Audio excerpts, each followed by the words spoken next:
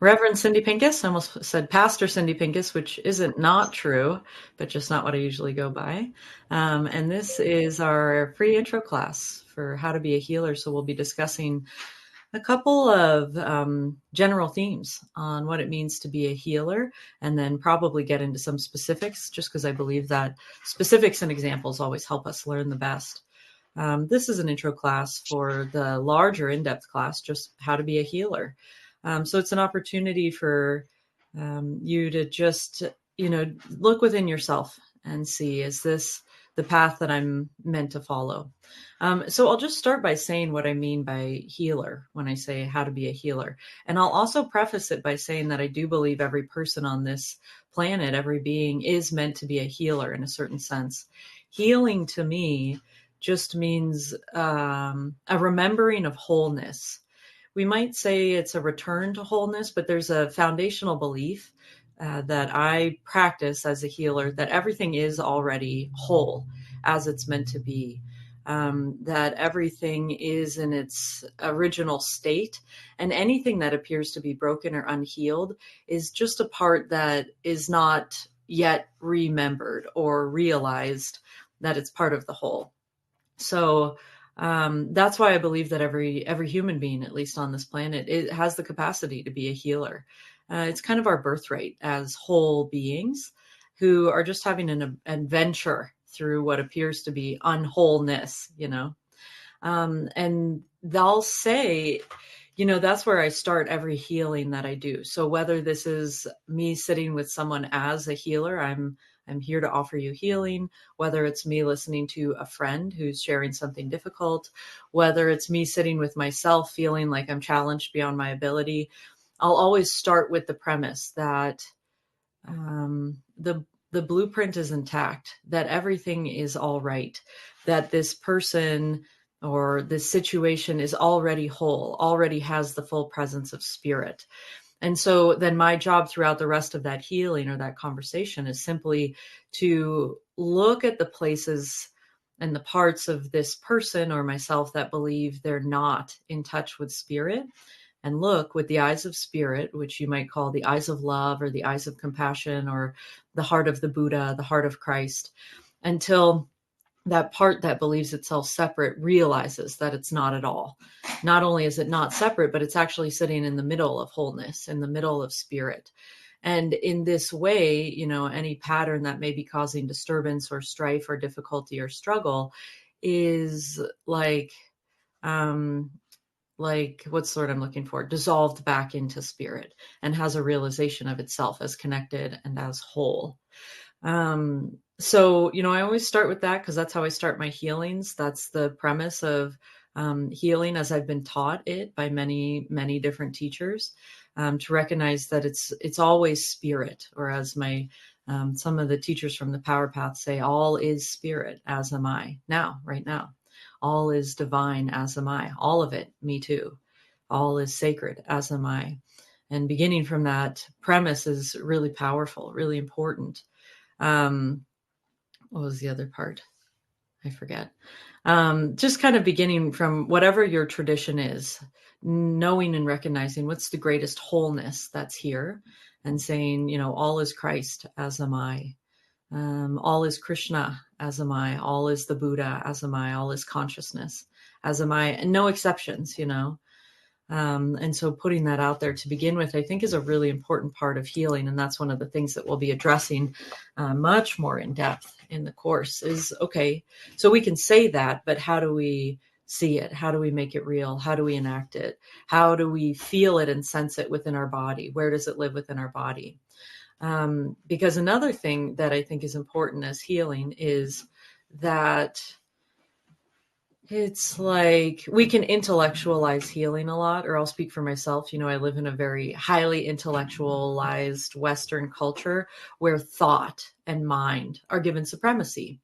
The people who have an intellectual orientation often get ahead enormously in this society, and I'm speaking as one of those people. I get the good grades, I have a very scholarly attitude. I can think things through. I can strategize. That just happens to be one of the spiritual strengths I was born with that matches the society that I'm in. What I've had to learn as a healer or unlearn is that healing doesn't really come from the mind. It does come from consciousness, which is not always synonymous with the mind, but healing is often a heart and a spirit thing. So, I think of the heart and the emotions as closer to instinct, closer on the instinctual level, closer to that speed of things than the mind. Emotions are often like lightning fast, way faster than the mind. In real time, it's like we feel something and then 0.8 of a second later, we think about it and make meaning about it.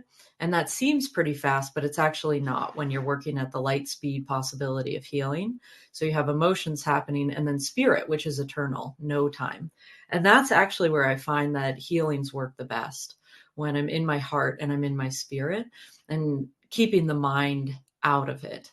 So, that's a lot of what we'll have time to go into in the course, is like how to set that mind aside, how to give myself distance from what my thoughts believe is true about the situation. And this is actually one of I'm looking which module it's in. I think we're in, module 3. We talk a lot about not believing the story. It's all mind stuff. What is the mind telling me is going on here? What does the mind think is the problem? Where does the mind believe the harm is done? And it's a starting point. I call it the portal. If you've ever done a shamanic journey, you start by looking for where there's a portal, either up into the upper worlds or down into the lower realms. But the portal isn't the journey. It's just your access point. And so I think of, the story that someone's telling me about why they're hurt, why they've been wronged, why they're broken, as the entry point that the mind is providing me into the system of their body.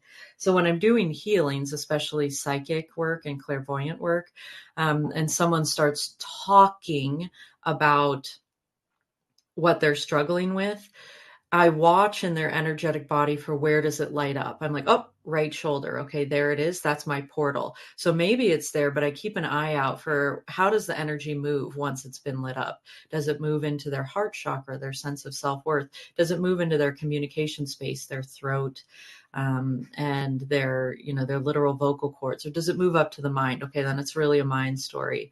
What else is attached to this little energetic story? So, the mind and the thought and the intellectualizing about what healing is and what a person believes needs to be healed is valuable, but it's not the end. It's the beginning. And usually I'll have the person just kind of talk to me or ask them more questions until I see what's getting lit up, not just in the emotional body, but in the spiritual body, because that's where the real thing is. That's where the heart of it is. And this comes from like a shamanic premise, as above, so below, that shows up in all different kinds of traditions.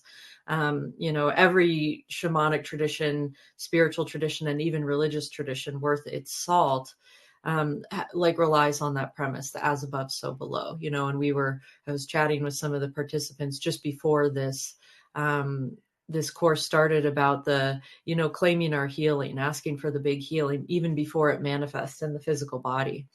So here's another thing we'll be talking about is the 4 energetic bodies. So they're spiritual. Every person has a spiritual energetic body, mental energetic body made up of their thoughts, an emotional energetic body made up of their feelings and emotional sense of things, and then the physical energetic body. That's just your physical body, but it's made up of energy as well. As any great physicist or scientist will tell you, it's just atoms. It's just the energy of the atoms. And, if you go deep into the physics of things, there's nothing even there anyway. So, but it's a very real and useful thing in a certain sense to understand healing. So with healing, because we're spiritual creatures, a lot of the work and the learning and the understanding and the growth that we do takes place in all of these energetic bodies, but primarily the spiritual body. If we can't quite figure it out there, it comes down to the mental body, a little more dense, to get a little more kind of grist for the mill to figure something out. That doesn't work, comes down to the emotional body. We start having big emotions about things, big feelings. And if that doesn't work, it comes down to the physical body.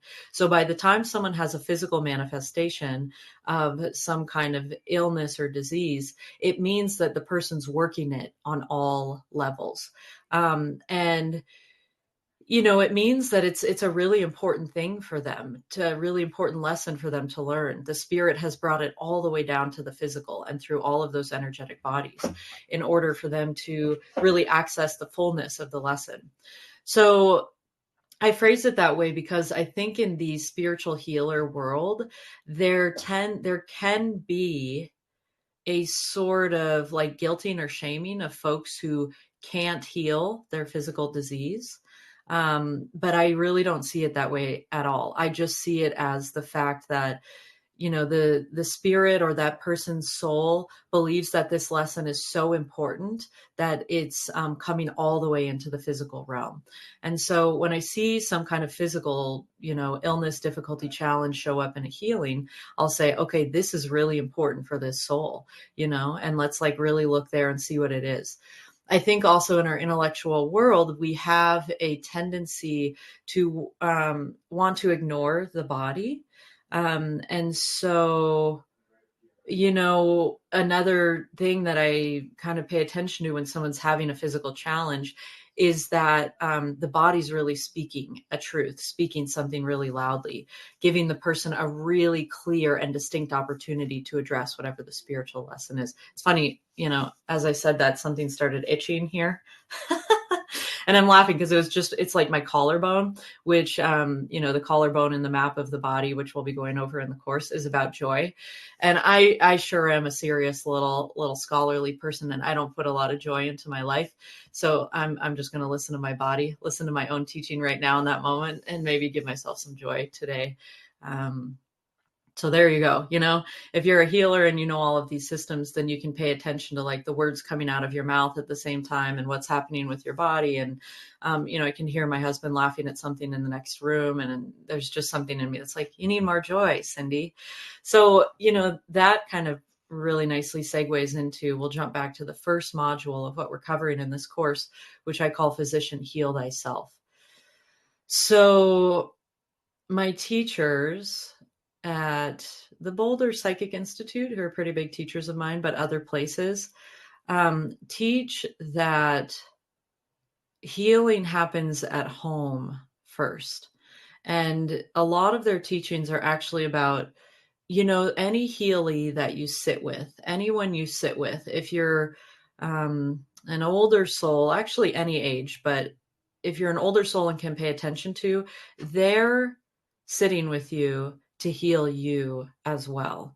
So this is important because I think there's a lot of healers that, or I'll speak for myself. I've gotten myself into trouble when I've believed that I'm perfect, I'm healed, I've got it handled, and I'm helping you, And when I realize like the profound truth of the human spiritual journey is that we are all walking this path together, facing the same direction, heading towards the same endpoint.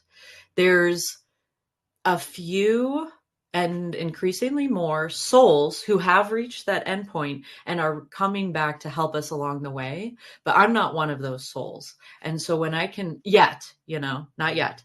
And so when I can have humility about the fact that I'm still walking along this path with you, I'm still healing my stuff with you, that we're meeting in this temporary position of I'm your healer, you're my healee, but I can still have humility about the bigger picture, then I know that every healing is really for me to receive as much healing, if not more.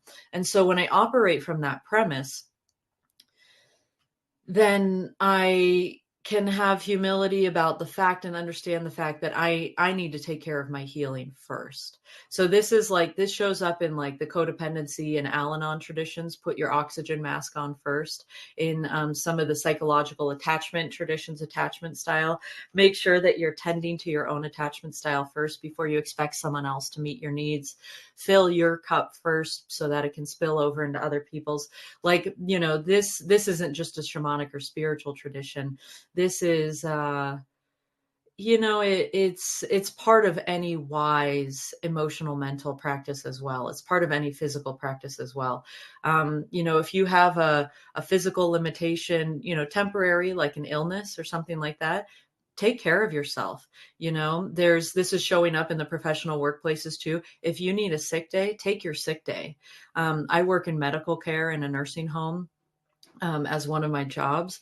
And they're like, don't come into work if you're sick. You're doing a disservice to the people that you're trying to be of service to.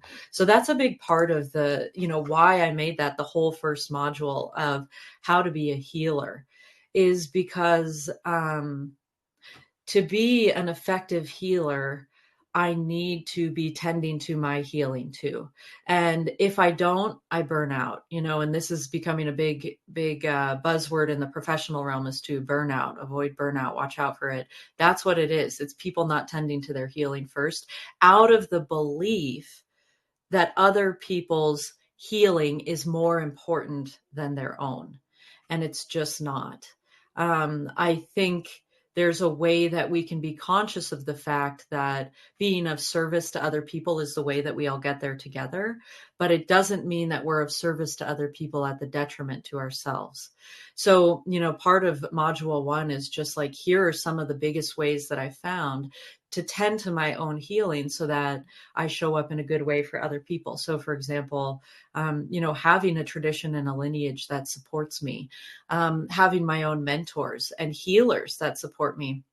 Like, I've got like 4 or 5 different healers that I call regularly who tend to my spirit, my physical, my emotional well-being in different ways. I have a chiropractor I see that helps me with the emotional stories that are messing my body up. I have a couple of energetic healers. I have a couple of readers. They don't do healings, but they give me the information I need to tend to myself. I have a massage therapist, and then I'll say, for me personally, I don't put a lot of trust in the Western medical model. It hasn't really served me in my healing needs at this point in time. And, when I need them, I go to them for the specific reason. When I need the antibiotics because I have a very serious infection happening, I go to them for that. And then additionally, treat myself on the spiritual, emotional, and physical level as well. Okay. So, let's see if there's anything else I want to say about that. Oh, yeah. I'll also say, just to make it clear, that I've discovered I'm not required to be perfectly healed to be a good healer. What is required is doing everything I can to be conscious of the ways that I'm not yet healed, that I'm still working on, that I'm still struggling with the illusion of separation with. And the reason that it's good to be conscious of those is because, almost every one of the people I work with as a healee is going to push at that. And right now, one of the ways that I'm not yet healed, that's, just to give you a real life example, that's really getting pushed right now, is a belief in my own competency, a belief, or I'll say a confidence in my abilities, my training, and my experience. And the way it's getting pushed in both, my ministry and nursing home job, and also with clients, new clients, interestingly, is people questioning what I'm doing and asking if it really works. And, saying, well, I don't think it works that way. And, that kind of stuff.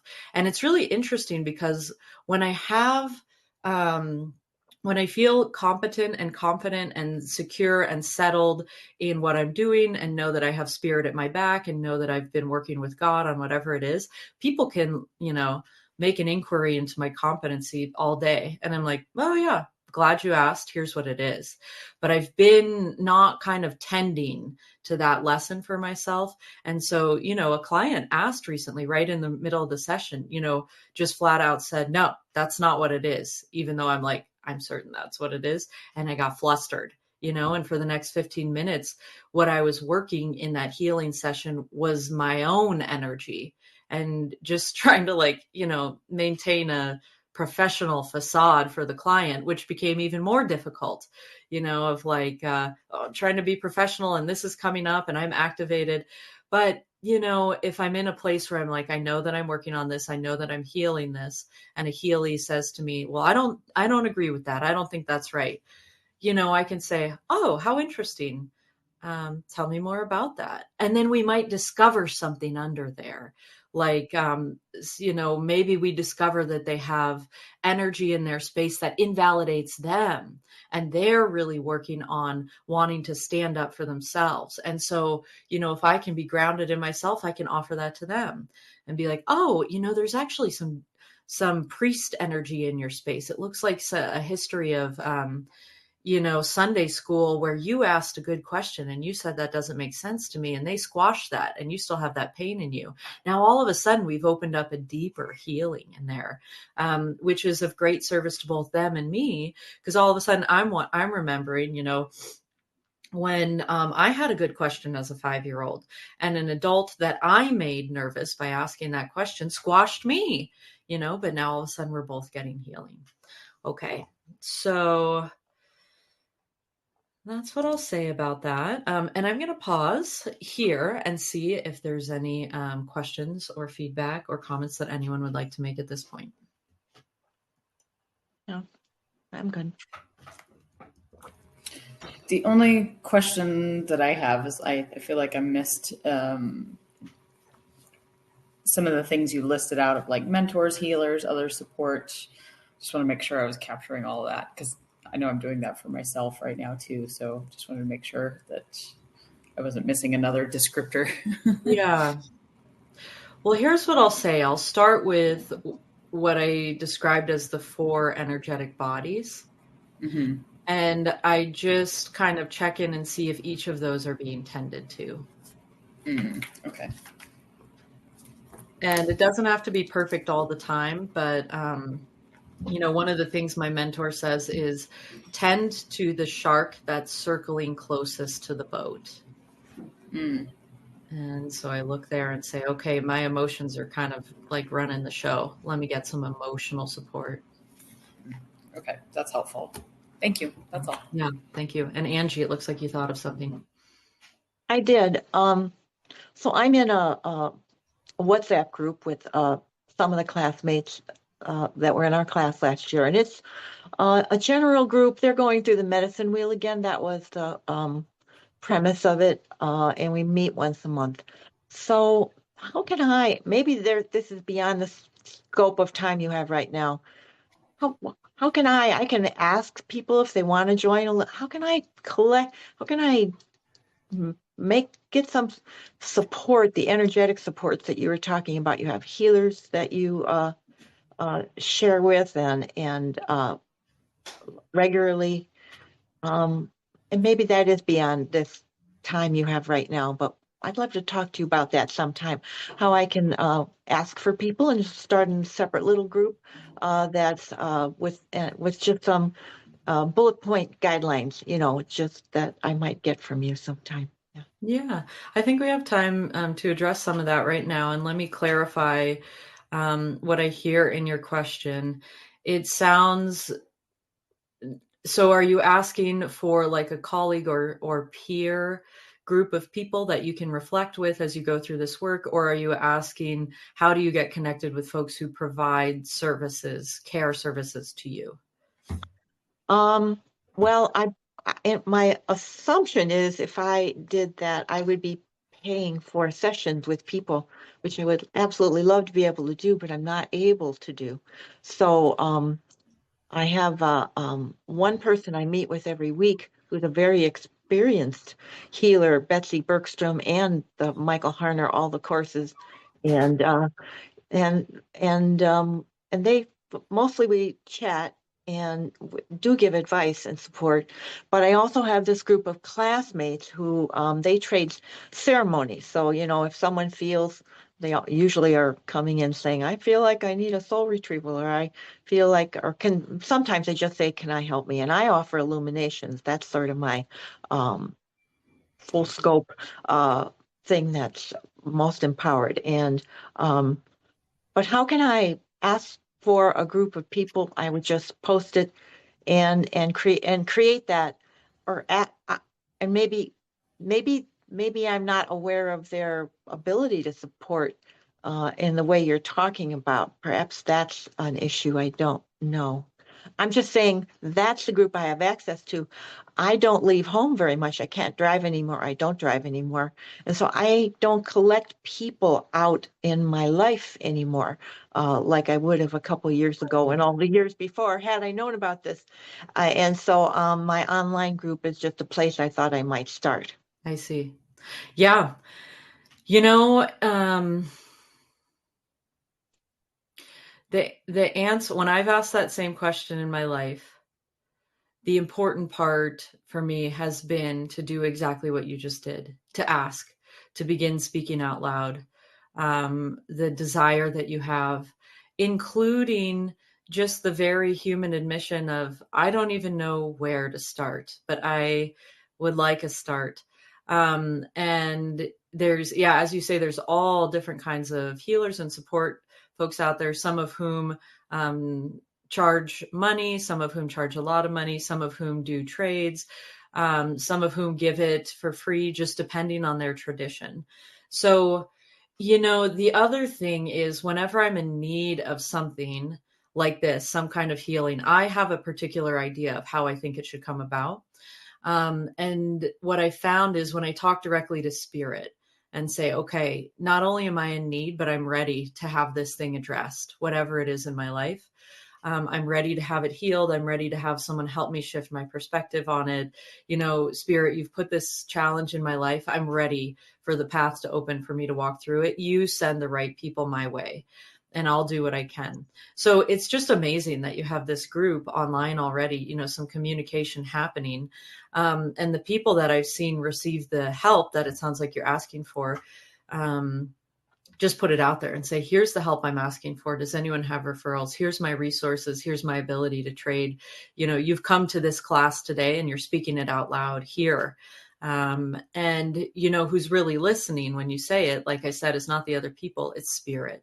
Spirit is hearing that and is saying, okay, Angie is ready for the help that I want to send, is ready for my other children to be of help to Angie, and I'll send them along so they can connect. Yeah. So I was thinking specifically of the routine self-care you were just describing. Mm-hmm. You know, you say you do that maybe once a month, or you know, you mentioned probably 8 different, 2 Mm-hmm. here and a couple of this and a couple of Mm-hmm. that. And so you're saying the same thing, except I would be putting out their self-care. Yeah, exactly. Even though I don't know exactly what that definition Right. of that is. And it's just sort of the words that I Right. would ask for it in the group, and it's spirit that's listening, That's right. of course. And okay. Yeah. And the other being that I speak with when I'm asking for healing is my own higher self, my essence or my soul. You know, kind of like I was saying before, my mind and this personality, which is to say, you know, this Cindy at this time, 39 years old, living in this particular country, speaking this language, has a cultural idea of what, you know, Cindy believes healing should be. My soul, my essence is eternal, is timeless, has existed in many cultures and many times, and may have a greater idea of the healing that it took form, that it incarnated for. And so I talked to spirit, I talked to my essence, and I'm like, what was the mission here? Help me along for the deeper thing. And it's just incredible when I do that. You know, I'll have a conversation a few days later, or someone will send me an article that's exactly what I need. They have that online course or something like that. So I'll say, you're pointed in the right direction, Angie. You've got it. You know, you're there. It's just a matter of it happening in time, which is, you know, one of the challenges of this particular dimension. The challenges and the graces, you know, time takes time, which I found to be actually, you know, let's talk about that a little bit with healing.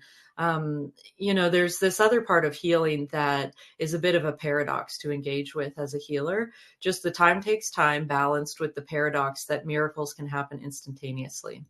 And so, you know, one of the things that I'm conscious of when I'm healing is that while I'm sitting with somebody for a healing, it may happen instantaneously in that moment. And to kind of stay humble about it, this is a little bit of what I talk about in module 2, getting right-sized, and being aware of who is actually doing the healing. So often when I do healing work, this person who's sitting with me may be working on this healing issue. They may have been working on it for the past 3 lifetimes. And I'm just like the cherry on top, the thing that flips the switch, the catalyst for the healing. And what I may witness from my own perspective of my personality is like this astounding, total, incredible, physical, miraculous transformation. They're a new person. And, I want to stay right sized, because the enormous temptation of the ego and the personality is, I did that. I did that. Wow, what a powerful healer I am. But when I stay right sized, I remember I'm just a moment in time. I may be the final stitch, or I may be, even if there's like a bad healing where the person like hates it and says it doesn't work or gets angry at me, even that I can trust in, that maybe it catalyzes that anger in them to take responsibility for themselves. Maybe I'm the very last healer that they ever came to, that they were hoping that I'll fix them. They come to me and be like, you do it for me. And I'm like the last in a line of 12. And they're like, no healer has ever done it for me, but it turns something for them that they're like, oh, I need to take responsibility for myself. And I've been guilty of that. I have a couple healers who I still work with, but I've gone to them from time to time and being like, they're going to give me the answer. They're going to tell me that this conflict I'm having is their karma, their past life bullshit. And in fact, the healer's like, it looks like you just need to stand on your own 2 feet. And I'm kind of like, well, F you, man. That's not what's going on here, but it's true, And so, being a healer and getting right-sized really, I do me and my Healy service by just remembering that the healing comes through me, that the healing comes from a greater power than me, even if it's just my essence or my soul. That's certainly, way bigger than the personality of Cindy, and the other way that, we'll really explore this in the course is, the other way to stay right-sized is to always be as mindful as I can of my motivations for healing. So we'll talk a lot in the course about the differences between fixing and healing, which is huge. And then the difference between helping and healing, which is not as big a difference, but it's enough that it can tank your healing. So, just briefly, fixing says something here is wrong and I'm going to make it right. Now, wrong energy, this is wrong, puts a constriction on it, puts a constriction on whatever's happening. And what it's really saying is, I don't trust that the process you're going through is sacred, holy, and the right one for you. Healing says, as I, talked about at the beginning, healing says, I trust that everything is perfect here, and I'm just here to validate, witness, or make adjustments as you see fit and as you're ready for, but everything is actually perfect. Fixing says nothing is perfect and this all needs to be changed. So fixing also comes from like the ego and the personality that have an idea of what is right, what should be happening, and what is wrong and shouldn't be happening. So, we'll get into that in a much deeper way in module 2 in the course, of just like the impact that can have on someone's life, the impact that can have on someone's trajectory after they're healing with you. I've seen it happen, and I'm sure I've done it to people in my like earlier days of being a healer, and I probably still do it now, where I just accidentally say like, this thing is wrong. And that can impact a person who's coming to me for healing, who's has like an open heart, open mind, open spirit, and is really listening. And, the other thing is, when people come for healings, the thing you want to watch out for is them handing their power over to you. Like, I'll try and be mindful of when someone says, do you think I should do this? Or what should I do here? Or what's the right thing to do? What they're really saying is, you have the power to decide my life. And the danger there is that you could get karmically entangled if you agree with them and say, yes, I do have the power to decide your life. Because the truth is, you may come to the two of you may come to the same conclusion after the healing, but your healing needs to come to it on their own. Because if they make a decision based on what you tell them, if they take your advice and it doesn't turn out well, they're going to come back and be angry, either in this life or the next, about how you messed them up. And then you're kind of tangled up with them. And it's going to take some work to resolve that. And even, sometimes if you give them some advice and they do it and it turns out well, if they're still doing it from the energy of like, that person has power over my life, it's going to be not quite right. So, I'll talk about this in healing, is just to always remember to restore choice back to your healee. So, I'll be clear. I'll say, at this moment in time, if nothing else changes, here's what I see. Now, this is from my perspective. Your homework now is to investigate it for yourself and see if it holds up with your truth, and then to make your own decision from there. And sometimes just get that clear with it and say, it's important that you tap into your own self-trust before you make a decision around this. I could even say it may be that we come to the same conclusion, but I want you to see it for yourself. And might say something, because that'll validate your own self-worth and your own self-trust, which is important when I'm not there to assist you in making any decisions, Okay, let's see. And then the other thing, the last thing I'll say about this is, as a healer, as someone who's actively doing this work, who's committed to developing the skills of being a healer, you may often see things that either your clients are not ready to or not willing to see. They may get very angry if you point it out to them. I've had that experience totally. They may turn their pain in seeing this thing around on you and be like, you did this to me, or like, you're wrong, or how dare you, or something like that. And, it's good to be humble, to know that we can't see everything, but we're going to talk a lot more in module 2 about just sitting with that and really trusting what you see, even if the other person doesn't see it the same way, isn't ready to see it, or really deeply doubts you and is attacking you for what you see. I've had all of those experiences. I'm actually having that experience right now in my workplace, and it's really challenging. It can be really disturbing as a healer, especially when we come from the motive of like, I'm trying to be of service to you here, my friend. I'm trying to help you have an easier path. And like, this looks like it's no bueno. And they're saying to you in one way or another, I want this challenge. I want this ugliness. I want this disturbance. And screw you for trying to take it away from me, or for saying that it's wrong or bad. And just having to sit in your own certainty, your own knowingness, your own shamanic power and clarity, and knowing the truth that it's true. You see it, but without having to enforce it on the other person's reality, because that's where you'll get a karmic entanglement too. People can get really mad. And I'll say, from my perspective, man, there's been so many times in my life when folks have tried to bring a truth to me that it was not yet time for. And I got so angry at them, and I felt so misunderstood. And I was actually, in a certain way, some people did it gently and with respect. Some people tried to force it, and I was injured by that. And so we'll talk about how, when you're in the position of the truth teller, the healer, we kind of have a Hippocratic oath as healers to offer healing, to offer blessing, and to not do harm, and to know when bringing that kind of thing up would do harm to somebody. Okay, and then the last thing I'm going to address, just because it's like my main tradition, is healing with Christ, healing with the avatar known as Jesus, and who I believe to be Jesus's partner in healing, Mary Magdalene, and their two healing styles. So, I'll say to people who are curious, I always involve Christ in my healings.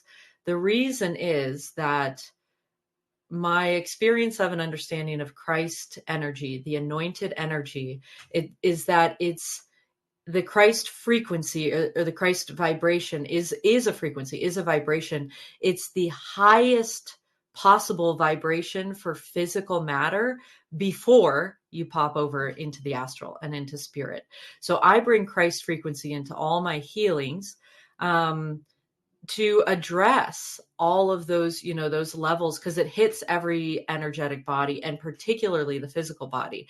So, and the reason I do that is because at this time and place, I'm incarnated in a physical body. So, I don't quite fully know why, but for some reason, I was called to be a healer, a minister, and a spiritual being in a physical body. And I have come to, how do I want to put this? What's the word I'm looking for? It kind of seems to me as if I'm called to do physical healings on a spiritual level, and vice versa, spiritual healings on a physical level. The best healer I know for that is Christ.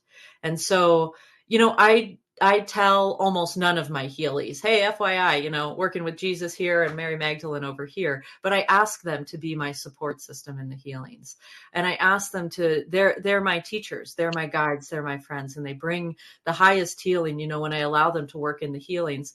And I've also experienced the two of them as being very respectful of people.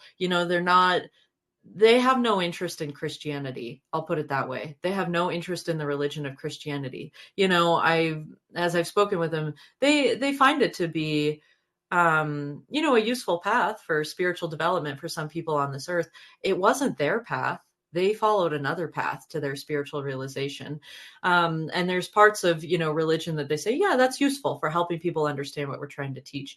But they're not imposing a religion or imposing a Christianity on the healings. I find them to be like pure frequency healers, very clean healers. So just briefly, and we'll go much more in depth to this in the bonus module in the course, Christ can do all kinds of healings.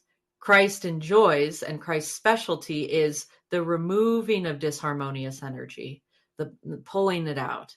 And most great shamanic traditions have this part. You pull out the stuff that doesn't work, the demons, the curses, the illness, the bad energy, you pull it out. Mary Magdalene's specialty, as I've come to understand it, is the restoration of harmonious life. So she brings in the light. Her primary medicine when she was in physical form was the plant spikenard. That was her master plant that she worked with. So she brings that in after Christ. Christ pulls the demons out. Mary Magdalene loves to put the light in, she chose to embody in a female body for a particular reason, because that's the feminine energy, the nurturing, the fulfilling, the filling in of mother's milk, basically, of life force energy. That's the specialty of a female body.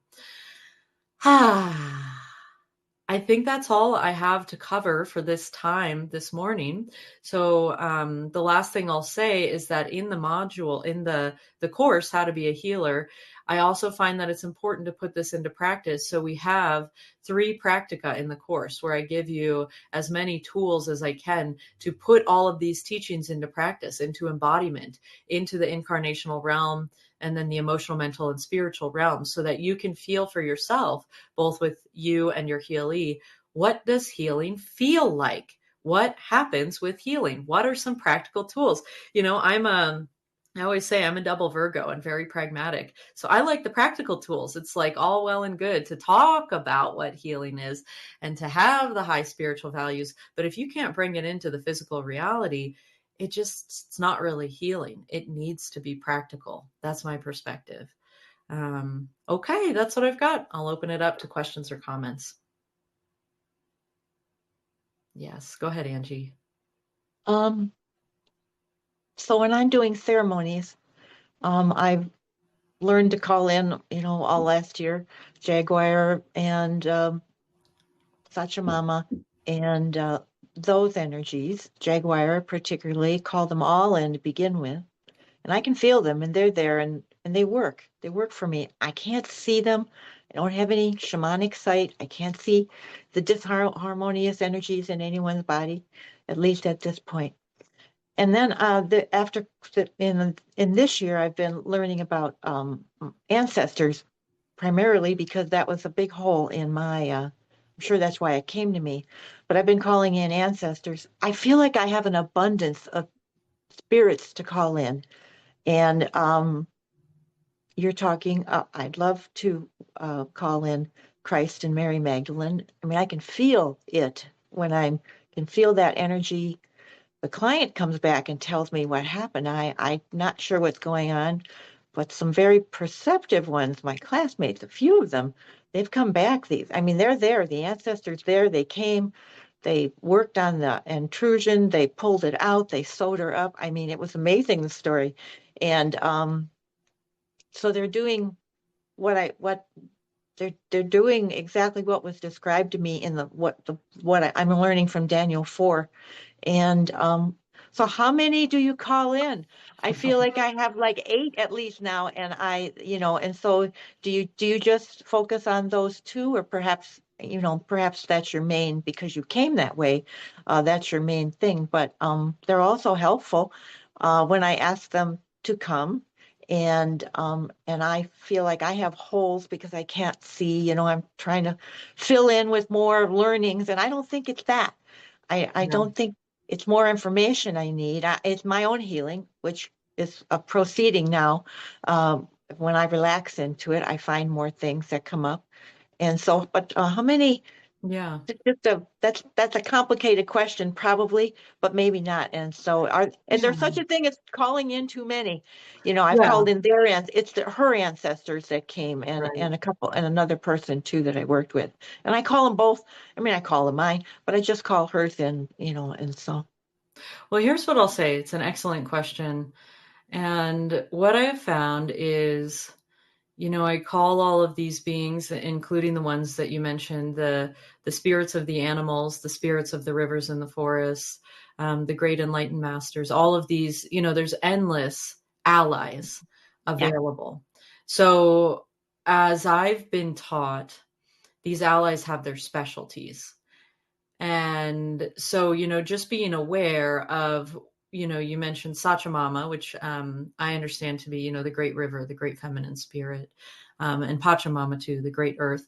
They have their specialties. Water helps clear emotions.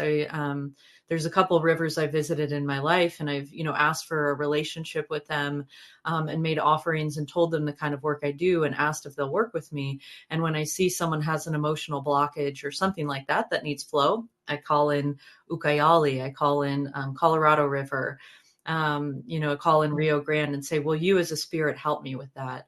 When someone needs perspective, when someone needs to see things with a bird's eye view, I call in the great eagle, the hawk, who go up so high and can see perspective. I say, bless this person's mind with perspective. So that's half of it. They each have their specialty, and you can ask all of these beings and these allies, what's your specialty? What do you like to work on? What have you trained in over many lifetimes? What is your, assignment from spirit to help with? And then the other thing is, just like with human beings, I do what I can to develop relationships with beings without bodies or other than human beings based on like who I drive with, who I like to work with. It's kind of like, who do I call up when I want the Saturday night dinner? That person's really great at conversation, and that person always lends they got a great sense of humor, so that'll be a good party. And we develop a relationship over time, and some of my teachers have said it's good to just kind of touch in with that relationship from time to time, so when you need them, they're there. So that's like, just as a real world example, I have friends that maybe once every 3 or 4 months, I really need them. I need their support. I need help. My car broke down. And I call them because once a week I just say, hey, what's up? Or here's a funny picture of my cat, or how are you doing? So we keep these allies, keep them sharp, keep the relationship fresh, so that there have been times in my life when like something has happened so fast that I didn't even realize it was happening until it was over. But because I have those, the allies are already close, it was taken care of right away. Like there's been maybe 2 or 3 incidences in the past 10 years when I 100% knew I was about to get in a bad car accident. This guy's coming at me. He's about to T-bone my car, and I'm bracing for impact because it's happening. And then somehow my car moves forward. And, I happen to be singing a song about tobacco at the time, and I just pull over and I'm like, I don't know what you did with time and space. I don't know how you did that. I understand you're working on a spirit level, but I just want to give you great thanks right now for that protection. So, that's an answer to your question. You may have certain times when you're like the Jaguar, this is Jaguar. This is an assignment for the Jaguar. This is for sure for the ancestors. So I'm going to work with them. You have your team assembled. It doesn't necessarily mean that you use all of them every time, but you got your people, your beings. So great question. Thanks for asking. Yeah. Thank you. Sarah, I see you have a question. Yes, I'm really curious about lineages. I know that I'm going to be learning specific ones in the 1-year program, but also I guess I'm just mostly how do we even connect with those and see if they work for me and my healing style and stuff like that. And I'm sure that's something we'll go over later, but I'm really curious because I'm drawn to certain areas and some of them I haven't even been introduced to.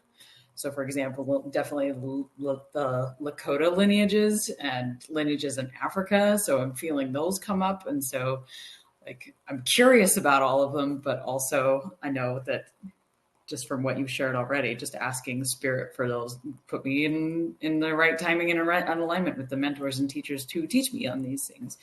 So should the lineages, are these things that have been passed down from generation to generation, or is it something that I can tune into from this timeline and this physical experience and my, say, for example, my Greek lineage and different things like that. So I'm just curious as to where I can pull from, and I know anything's possible, but just kind of a starting point, I guess.